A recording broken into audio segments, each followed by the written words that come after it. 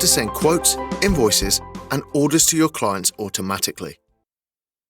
In the CRM application, we allow you to create documents such as invoices, quotes, and orders. When a new document such as this is created, it will be found in the list of invoices, or orders, or quotes.